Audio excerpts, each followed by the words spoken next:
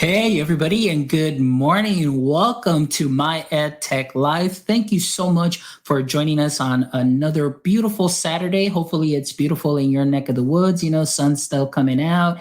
Everybody's up. Hopefully you're having that or had your first cup of coffee or that first sip, or maybe you're just joining us today for your very first sip or your very first bite of breakfast. So thank you again for joining us and making us part of your Saturday morning. And today we have a wonderful show. We're going to be talking about digital grace, balance, and teacher support. And we have a great guest that's joining us today, all the way from the West Coast. I know it's a little early for him, but I'm thankful that Marshall is here with us today. So Marshall is joining us from Turlock Unified District in California, and he is an EdTech Coordinator. So I'm excited to meet somebody that we're pretty much playing the same role in our district. So that's really exciting to get a different perspective of what it is that's going on and the effects of COVID, and of course, seeing our teachers grow and learning about obstacles and so on. So thank you so much, Marshall, for being here today. So please just maybe, I know I gave a little bit of a brief intro here, but maybe you can share a little bit more about what you do there in Turlock County, and maybe just tell us a little bit about your school makeup. Sure. All right. For having me. So my name is Marshall Beyer, and I'm the coordinator of educational technology for my district. This is my second year in this current position. Prior to that, I was our EdTech coach for 4 years. And then before that, I was a 4th and 5th grade teacher. So what I kind of do in my district is I coordinate all the EdTech in our district. So I work with, the different vendors, making sure programs are set up correctly. I also run and set up all the professional development in my district. So my EdTech coach and I, we go out and we support teachers and we run professional development and those types of things. And yeah, so been busy, but definitely been busy since March. Oh, of course. Pretty much that's what we've been talking about here on the show. And if you've seen the show, we've got some great educators, great practitioners that are sharing some things. But, for me personally, I just really enjoy hearing and seeing things through a different lens, because not everybody is affected the same way, and ever since March, for the most part, there are a lot of similarities that have occurred, obviously, with dealing with technology and teacher PD and so on. But I'm just curious, from just give us a little bit of a background or description of how things went for you starting from March on, and maybe just include just a little bit of some of the major obstacles and maybe how you've overcome those, up until now. Okay, sure. So we got the notice in mid-March that we were going to shut down our schools, and it was only supposed to be for 2 weeks. And so we got that notice, and then I was talking to my EdTech coach, and we both had the feeling that it was going to be more than 2 weeks. We it was kind of just that gut feeling. We're like, okay, this is going to last longer than 2 weeks.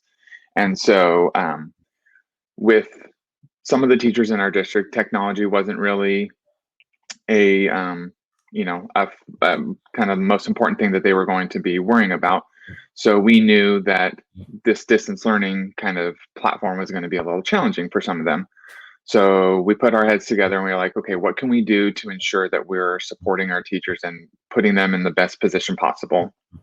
So we came up with what we called our virtual PD series. And so we shut down March 19th, and then by March 30th, we were putting together our first PD. And so between March and May, we put together about 24 PDs, and they ranged from anything from engaging students online to specific apps. So if it was something specific like Nearpod or Pear Deck or Screencastify, something like that. So just trying to equip them with any tools that they can to deliver their lessons, engage their students, that type of thing. And then a lot of our PD, we did things that we knew that they were going to need, but then we also opened it up for them, and we were like, hey, give us feedback, tell us what you want to learn. And then we kind of built our PDs around that. So at the end of each of our PD sessions, we would do a Q&A session. And so they could ask questions about that specific PD. So for example, if we were doing a PD on Screencastify, they could ask specific questions about that, or if they just had general questions, they could ask those. And then we had a feedback form where they could say, hey, we really want to learn about this particular tool, or how would we be able to do this? And so we would take that feedback, and then we would kind of mold a PD around that. And then because we know that lives are crazy and things are, especially during that time, we wanted to make sure that we gave them any possible avenue to kind of access the content. So we would do our PDs live, like just a webinar live. So they could come join that if they wanted to. We would record them, and then we would post them to our YouTube channel. So then if they couldn't join live, they could go back and they could access them there. We gave them copies of all of our material. So if they wanted like the slide decks and stuff, so they could take notes, if they wanted to do it that way, they could. I haven't uploaded an episode in a while just because of everything, but I also have a podcast. And so I would take the audio from that, put it to the podcast. So if they were more of an auditory learner, they could go about it that way. So it was just trying to, there's different modes of learning. There's different ways that people like to access things. So we were trying to make it as accessible as possible. So that was between March and May. And then our original idea was, okay, well, let's just do this to kind of help them get through this time. But the feedback that we got from teachers was they were loving it, and they were loving the accessibility and the flexibility of it. So they were like, okay, when school closure ends, you guys are going to stop doing this, right? You guys are going to continue doing this. So we were like, yeah, absolutely. So we've continued into this year, even though we are still, at distance learning and stuff, but it's something that we're going to continue. And I've just been really inspired and excited about the feedback and the engagement and stuff that I'm hearing teachers are doing, and the questions that I'm getting from teachers that I know before this were a little reluctant or hesitant to use technology, and now they're having their kids, hey, I just wanted to share with you, I'm having my kids do this thing on Flipgrid, and now we're it's so they're the way that they're integrating technology and they're making it accessible for them and their students is pretty cool.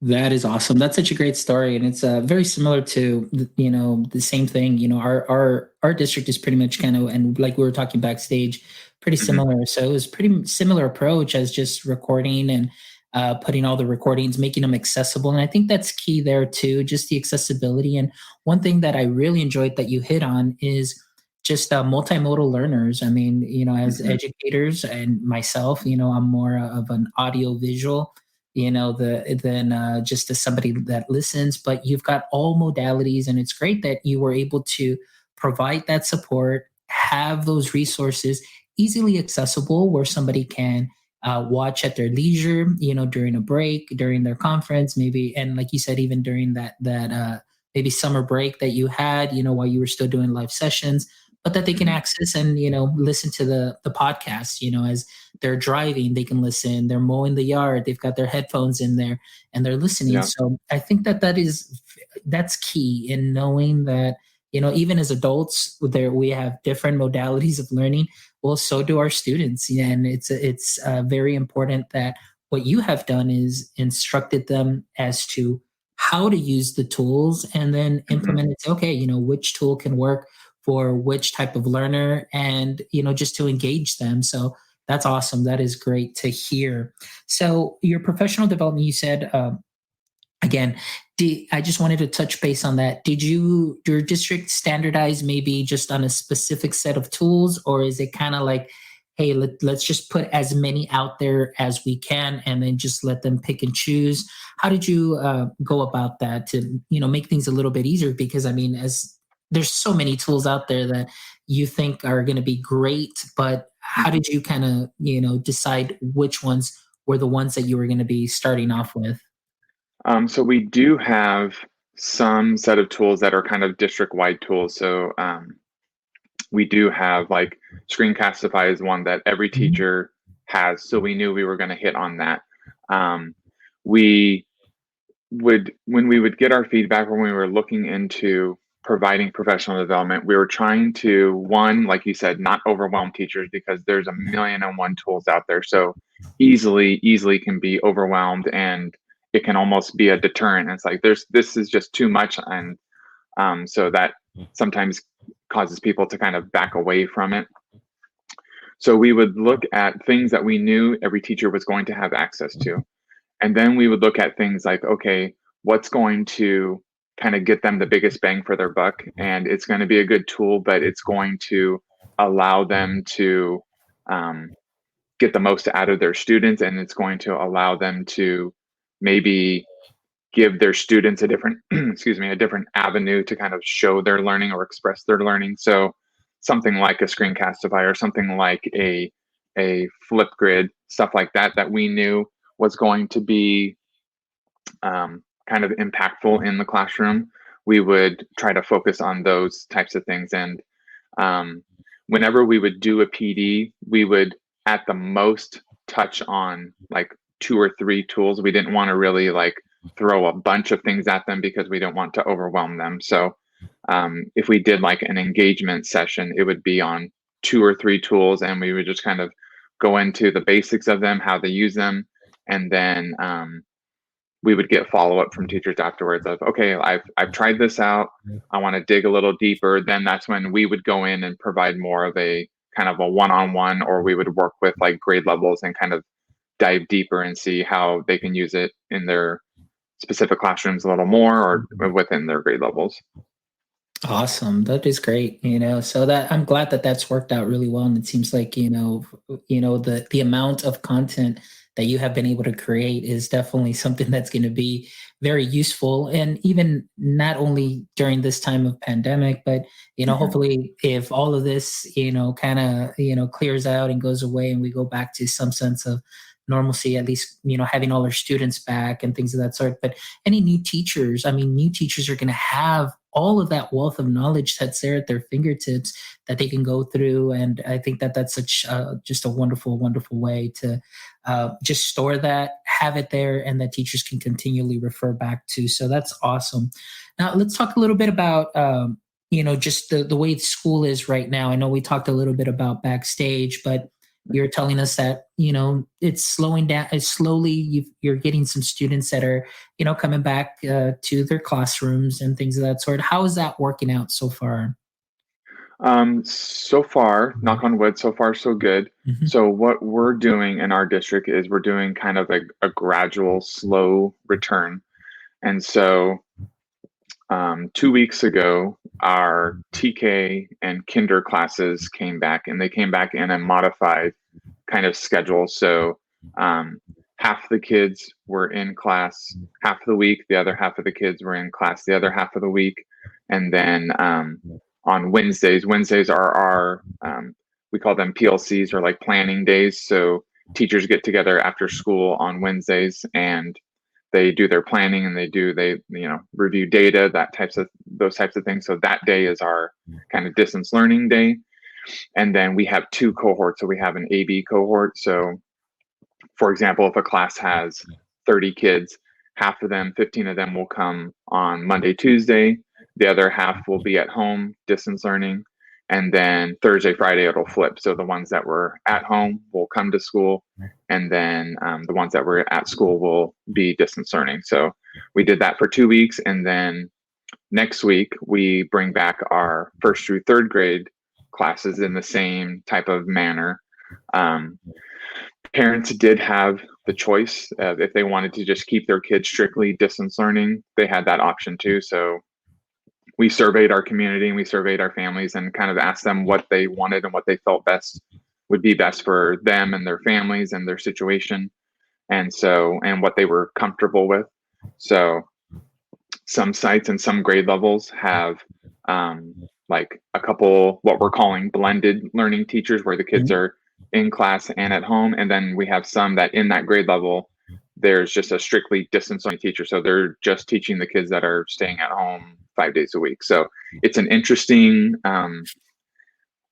dynamic, and it's an interesting ongoing kind of molding in situations. So every kind of grade level span is a little different.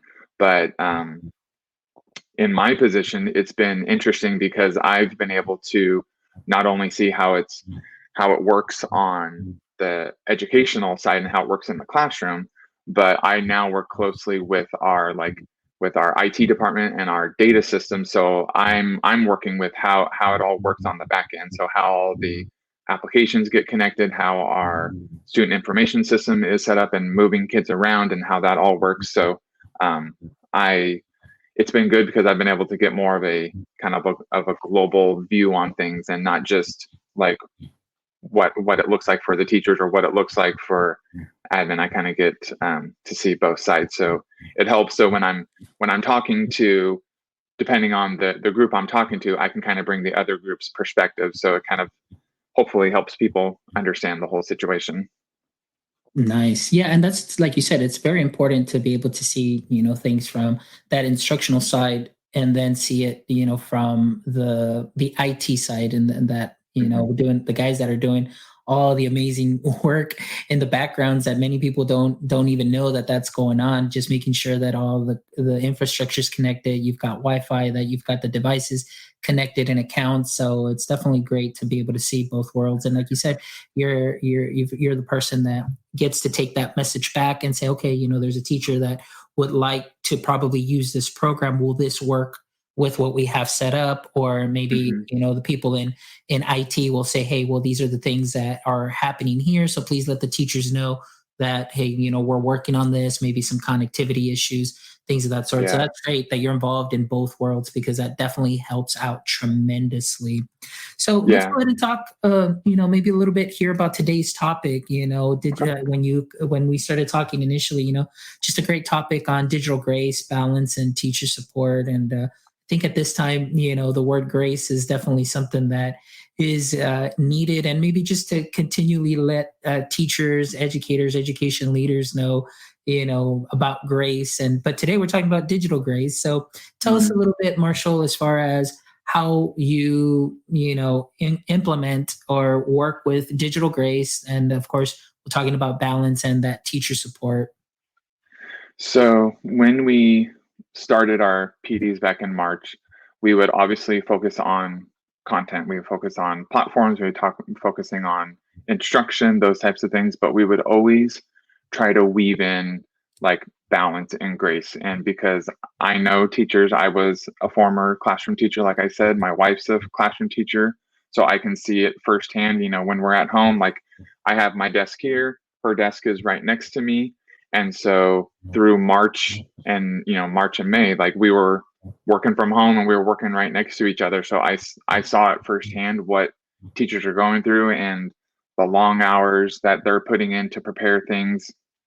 And so we would always try to weave in, balance and grace. And we would always tell them, like, I know you, I know you're going to take this and you're going to be working and you're going to put in all these long hours, but like, give yourself some grace. It's okay. It's okay that you just take little chunks. You don't have to take this, you don't have to take the whole elephant at one time. You can just take little bite-sized pieces of it, and don't feel like you have to, it's a Monday and you're learning about, for example, Screencastify.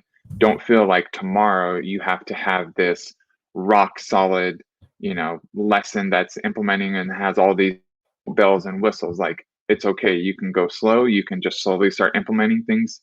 If you've taken one thing from here, try that one thing slowly start implementing it. Once you have that one thing down, okay, now let's try to expand on that a little bit. So just trying to really push the message of like, it's okay to go slow. Like you don't have to have this, like, it takes a long time to get routines and procedures and stuff down using these digital tools. So like, it's okay. And especially during that March through May time, it was like, now's the time to kind of just practice. And if it doesn't go okay, then if in your mind you feel like it failed, guess what? Like, that's okay. Everyone else. And another message that we were always trying to convey to them is that, yes, you may be a 10, 15, 20-year veteran teacher, but guess what? Everyone's a first-year teacher right now because no one's taught digitally before. So everyone's in the same boat and everyone's going through the same struggles that you're going through. And I mean, myself in my position, yes, I'm not teaching students, but I'm learning how to support teachers in a different way now. So everyone's learning. So we were always trying to kind of push that narrative of everyone's in the same boat, everyone's starting in the same spot, and that it's okay. You don't have to, it's okay that you don't know how to use Screencastify. Like, it's okay. Like the fact that you're here is one step closer to, where you were yesterday. So just trying to get them to keep that mindset of, it's okay that I'm slowly kind of rolling things out. And if, we're a couple weeks in and I'm just having my kids do these little 30-second Flipgrid videos, hey, 2 months ago, I wasn't having my kids do any of that. So the fact that they're doing a 30-second video is awesome. And then we can move forward into, okay, so you've been using this for a little bit. Now, how can we kind of integrate it more into your curriculum and have it enhance the lessons that you're already doing? Mm-hmm. And that was the thing too, is like trying to really convey the message of like, technology is just there to enhance what you already know how to do. So you already have these rock solid lessons, let's just figure out how this tech can enhance it. You don't need the tech to replace everything. Let's just figure out how the tech can kind of enhance what you're already doing. So just throughout all of our PDs, just really trying to push that message of it's okay. Like you don't have to have it. You don't have to have all the answers right now. I don't have all the answers. And so we're just kind of going through this together. We're learning together. Everyone is kind of starting in the same spot. No one's, at the beginning of this year, I did a part in our our new teacher like seminar and our new teacher trainings. And I said, there was about 30 new teachers. And I said, you guys are all new teachers. And I said, guess what? So is the other 740 teachers in our district. Everyone's a first year teacher this year. So, and you could see some of them were like, oh, that's true. Like, I said, they may have 15, 20 years of experience, but they've never taught digitally before. So this is brand new for everyone, and everyone is going through the same boat. And we always try to push that narrative and, always telling them like, we're here for you. Like if you need to reach out for tech support, if you just need to send an email and just vent about something, like it'll go into the deleted file afterwards. It's okay. So I've always tried to convey too that my email is always open, my phone's always open. So just having that knowing, trying to let them know that support's there is something that we've tried to convey throughout this whole time.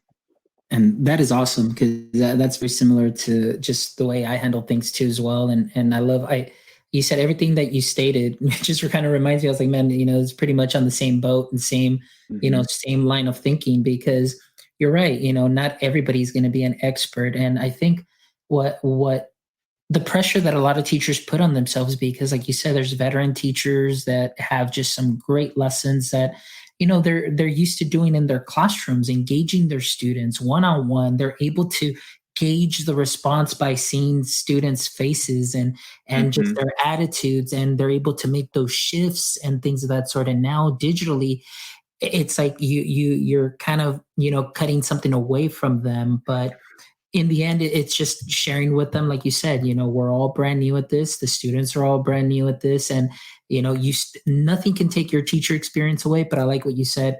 Now let's see where those tools and how we can implement those tools to accomplish the same goal Mhm. And then it's been beautiful just seeing them progress and grow and grow. And then you, like you said, you get those emails saying, "Hey, Mr. Mendoza, before, remember when we did this in the summer and I didn't understand? Look at what I'm doing now, and look at this." Mhm. And then getting those phone calls. And one thing I always like to put at my teachers at ease was always just get clicky with it. I always tell them, just get clicky with you're not Yep. going to break Screencastify, you're not going to break Mhm. Flipgrid. Just get clicky with it, play around with it, experiment, and then you just eventually learn it. And guess what? Like you said, you're learning it together with your students. So you're kind of building that community. And that's something that even when I was in the classroom, showing students that I was the teacher, but I didn't know everything, I would learn Mhm. from them as well. And it just built that community saying, like, hey, we're in this together. And I think that that's great, Marshall, what you've done there. And just that climate of putting people at ease and understanding that they can have that confidence, that safety. And, Marshall, I'm having some trouble with this, sending you an email, maybe that phone call and things of that sort, that they can just openly come to you and say, hey. And then of course you get to cheer them on too as well when they send you, like, hey, check it out, Marshall, look at what I'm doing now. And Yeah. that's Oh, just great. yeah. I get emails a lot, and it's usually the first line is, "Sorry to bother you, but," and so I always reply with, "You're never bothering me. Like, this is what I'm here for. I'm here to support you. Like, don't ever Mhm. feel like your email or your phone call is a bother. It's not. That's what I'm here for." So I always try to put them at ease of, you're not. I mean, I know that they know I get a ton of emails, but it's never a bother. Like, that's getting an email from a teacher who needs support is never a bother. Yeah. But so those emails are great. I love those emails. I love getting the emails from teachers that I've worked with in the past that were a little hesitant or resistant. No, I don't want to say resistant. They're a little hesitant to use Yeah. tech. And then I would get emails from them, and they're like, "You wouldn't recognize me anymore. I'm doing this, and now I have my kids doing this." And I said, then we'll have a conversation about that. But it's cool to see them kind of grow and have more confidence in themselves. And then, kind of like to hit on what you said, some of the teachers, they were a little hesitant because they feel like the kids know more. And we would talk about, well, how empowering is that to a kid who, I got to teach my teacher something today. Like, my Mhm. teacher didn't know how to do this, but I taught them how to do that. And I said, so that's going to be empowering for them. And then it just shows that you're human, and that, I would do the same thing when I was in the classroom. I would learn things from them, and I would openly tell them, yeah, I'm the teacher, but I'm not claiming to know 100% of everything. So there's going to be times that we're going to be learning things together. And there's something pretty awesome about, when, just to see a kid who was like, "Hey, did you know that you could do this?" And then they show you, and you're like, "Oh, that's so awesome! I didn't know it. I didn't know you could do that in Google Slides." And then just to see them kind of light up is like, that's enough in itself right there. Yeah, and that's one thing that I loved when I was in the classroom, where, we started playing around with Chromebooks. And I was that one teacher that would check out. We only had, I think, two Chromebook cards, and I was the Hmm. one teacher that always checked it out, like, for the whole year. And it was always in my room because I would always use it, even though maybe I wasn't the best at it, but I wanted to try it out and have my kids. But like you said, when I would learn things from my kids there during my Hmm. first block, my first rotation, then in my second rotation, I'd be like, hey, so, and you can also do this and do that. And then I would learn from them. So by the third class, I already seemed like an expert, but in reality, I learned all of that from my students. And I loved every minute of it because they have a way of just finding things and tools, and just they like to definitely get clicky with it. And then they just show you, and you're like, wow, I didn't know yet you Yeah. can do that. And so, and even to this day, when teachers say, hey, Mr. Mendoza, did you know? I had no idea, but that's great because I learned from it. And I think that Hmm. it's great when you can empower somebody, and then they're learning. And to me, I think that's just amazing. Like, it really fills my heart with joy when a teacher says, hey, I know you taught it to me this way, but hey, I found this. I was like, I didn't even know about that, but that's great. And I Yep. love it. I love it because, like you said, maybe some of them were reluctant, some of them were hesitant, and now they are just well on their way, just like experts. They're like fish in water, and Hmm. it's just been great. Yeah, absolutely. Awesome. So let's talk a little bit about how about just about yourself too as well, and in Okay. this position, uh, finding that balance. I mean, I know that sometimes being in this position, it's like a 24/7 job because, like you said, Hmm. emails come in. You've got work. Your normal 8 to 5, your hours and so on. What do you do to kind of get that that you time, family time, what are certain things that you're doing just for your mental wellness, mental health, and of course, the health of your family and all that good stuff. What are some things that you've done to kind of work through that? So this is my second year. I don't know if I said it before, this is my second year in this position. So I knew coming into it that um, things were going to change, obviously. I knew something as simple as the amount of emails that I was going to get is going to increase. So I tried going in and being kind of proactive about things. Excuse me. And so I am one of those people that I do have email on my phone. I do have, access and stuff on my phone, but I have it set up in a way where I have I'm when it comes to like my personal devices, I'm an iPhone Mac guy. So with my email, I've set up in my phone, I've set up VIPs.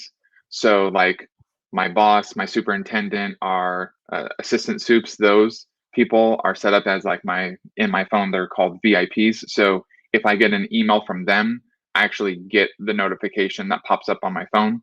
Um, but all other notifications for like email, for example, it doesn't pop up on my phone. So I'm not consistently getting that ding, ding, ding, because that Yeah. can, cause some anxiety and stuff. So I'll see those emails when I actually go into like my email app on my phone. Um, I also try to, when I come home, I have two little ones at home. So I have a 4-year-old and a 1-year-old. So when I come home, it's family time. And so when I'm with them, like I get home around, like you said, 5:30 ish or so. And so between that time and like bath time and bedtime, it's like I'm disconnected. I'm focusing on them. And then after I put them down, sometimes I'll come back and I'll check some emails and I'll do some work. But I try my best to, when I'm with them, that I'm being intentional and I'm being with them, that I'm not on my phone, I'm not answering emails. Yes, sometimes just it's the quote unquote nature of the beast. Sometimes it's 6:30 and you get a call from your boss and you're like, hey, I need you to do this real quick, and you kind of have to stop what you're doing. But I tried to be proactive in that sense of, I know access to me is going to increase and people are going to want things, but trying to kind of create that balance. Um, Something else that I've done just for kind of my own personal mental health is I did it a little bit before, but especially once COVID hit, is I do journaling. So I kind of just write down like things that are on my mind, things that have happened, work personally, and just kind of just situations that are arising during this COVID area. Because one is just for me just to kind of get it out and have it in a different media, and then it's probably something, and maybe maybe they won't care, but I thought, my kids are 1 and 4, so they my 4-year-old kind of knows what's going on but doesn't really know what's going on. So I thought it might be, a nice thing for them when they get older. They're going to read about this pandemic thing that happened to them when they were a kid, and then it's like, oh well, here's dad's kind of point of view on what he was going through. And it's I write down good things that happen, I write down bad things, I write down mental struggles that I've had and just whatnot, but just so it might be a kind of a cool little avenue for them to be like, oh, this is what was going through dad's head during that time. And I've also taken like the New York Times, for example, like kind of like their cover, the front Mhm. page. So then it's like then you can kind of see like what events are happening during this time and whatnot, just to kind of give them a little time capsule of this time. But so that's something that I've been doing on the weekends. I try my best, and I'm going to break what I'm just going to say right now, because when we're done, I have to do some work for work. But Mhm. I try my best to just weekends are family time, and when I'm with my kids and with my wife, I'm spending time with them and trying my best not to, um, look at email and answer emails and do those types of things. But um, it's hard because I'm sure because we, like you said, we were talking before, we're kind of in the same position. It's hard to just, you know, take a weekend and not look at email, because part of me is like, okay, I know in the back of my mind, it's like, I know emails are building up. So I know I'm going to have to answer a bunch of them on Monday. So it's like trying to kind of suppress that a little bit. But I know ultimately, um, if it's something urgent, like let me know that something urgent's going on. Um, but usually it's something that if it's a Saturday, like the email can, people who have been in admin positions longer than me, that what they've told me is that email will be there on Monday. Like it's okay, Mhm. like answer it on Monday kind of thing. So those are some things that I've been trying to do to try to kind of keep my balance and try to maintain mental health and stuff during this time. And then other thing too is like I said, my wife's an educator too, so she's going through a lot of things, and so it's been nice to have someone to kind of just vent to and just kind of have a sounding board. And we both, are in education, so we both understand where each other's struggles are coming from. So I think that helps both of us, because I know some of my teacher friends, their spouse isn't in education, so they get it, but they don't Yeah. fully kind of like get it. So that has been awesome, that I know that my partner is someone who gets it and understands like the real struggles and stuff. So it's I know when we're talking about things, I know it's landing on someone who comprehends the full kind of gamut and aspect of what's going on.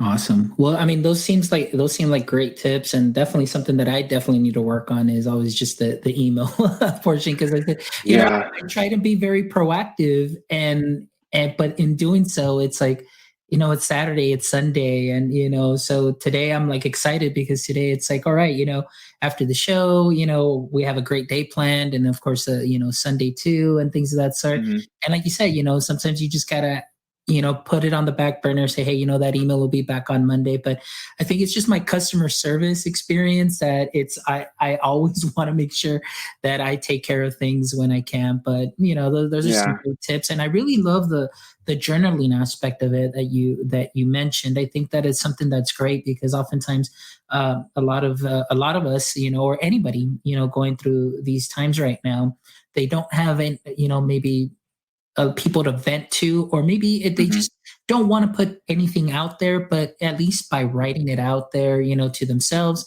you can just come back and reflect and, see where you were that day. And, a couple of days pass, a couple of months, and then come back and see where you are now. And, Hmm. a lot of good things can come from that too, as well. And I really like that aspect of saying, having something for your kids to be able to read through later on as they hear more about this or learn more about this, and they're old as they get older and understand. So that's something that's great, Marshall. So that's wonderful, Marshall. Thank you so much for today, and just being able to share that perspective, and being able to see things through a different lens, and seeing what great work actually that you did for your district, for your teachers. And they're definitely fortunate enough to have you there, you along with the rest of your team, because it sounds like you guys did a phenomenal job. So keep at Thank it, you. and thank you so much for coming here on the show. And maybe someday when that journal might be published and become a book, you're more than welcome to come back here on the show, and then you'll always have an open invite, Marshall, anytime.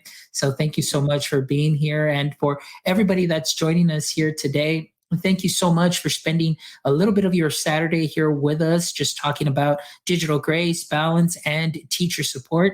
And I just did want to share with you just our website, guys. If you go to www.myedtech.life, you'll be able to find all our show episodes here that we've done in the past. And of course, you can see all the major podcast networks where you can go ahead and find our show. And you can even stop by the EdTech Life store, which would be great. That way you can go ahead and get yourself some nice winter weather that'll keep you warm and looking sharp and cool at the same time. So thank you guys for all of your support. I really appreciate you guys. Y'all enjoy. Have yourself a wonderful Saturday. And until next time, stay techie, my friends. Hold up.